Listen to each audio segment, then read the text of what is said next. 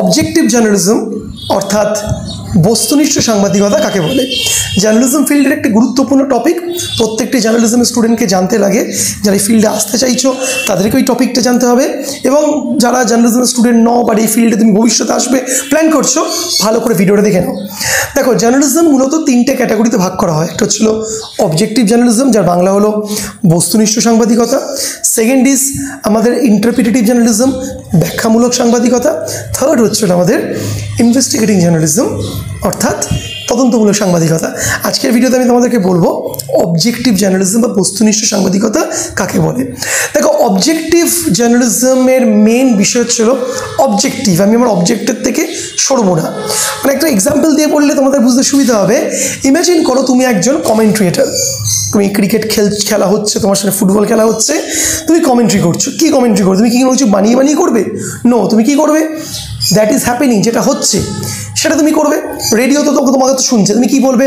এখন এর কাছে বল রয়েছে, বলটা সে এখন পাস দিচ্ছে, এই বলটা পাস দিয়ে তার কাছে গেল, সে বলটা নিয়ে এগিয়ে এগিয়ে যাচ্ছে, এইভাবে ডিফেন্ডারকে কাটিয়ে কিন্তু গোলের কাছাকাছি চলে গেল।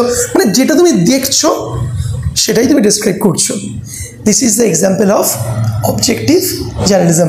আরও ইজি করে বলি, এক্সাম্পলটা ভুলবে না। অর্থাৎ একটা ঘটনাস্থলে পৌঁছে একজন সাংবাদিক ঘটনাটি সম্বন্ধে যা দেখলো, যা বুঝলো, যেটা হলো, সেটাই তার রিপোর্টে পাবলিশ করছে। অতিরিক্ত করে আলাদা করে তার মতামত, ব্যাখ্যা, বিশ্লেষণ, এক্সপ্লেনেশন সে করছে না।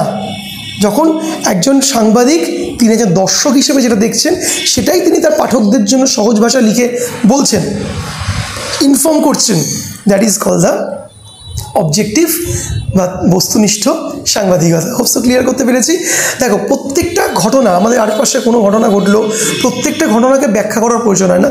কিছু দেখো সাধারণ সিম্পল ঘটনা, রোড অ্যাক্সিডেন্ট, বা ধরো দাও কোনো একটা সিম্পল ঘটনা, ধরো দাও কোথাও একটা বিল্ডিং ভেঙে পড়েছে, বা একটা পুরনো বিল্ডিংকে বলে দেওয়া হয়েছে যে সাবধানতার জন্য এই 100 বছর পুরনো বিল্ডিংয়ে মানুষটা থাকবে না।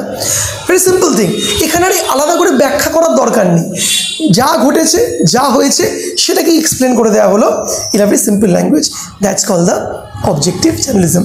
হোপসো ক্লিয়ার করতে পেরেছি।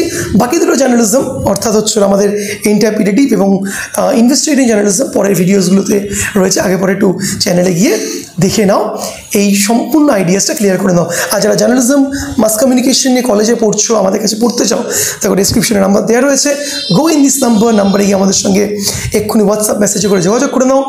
Calcutta university, Bardhaman university, west Bengal state university, TDP college, north Bengal university, সমস্ত ইউনিভার্সিটি স্টুডেন্টদেরকে আমরা পড়িয়ে থাকি। Practical, theory, offline classes, online classes all available. ডেসক্রিপশনে গিয়ে নাম্বারে গিয়ে আমার সাথে হোয়াটসঅ্যাপে অথবা কলে যোগাযোগ করে নাও। দেখা হয় পরে ইন্টারেস্টিং টপিক। ততক্ষণ good bye, see you once again.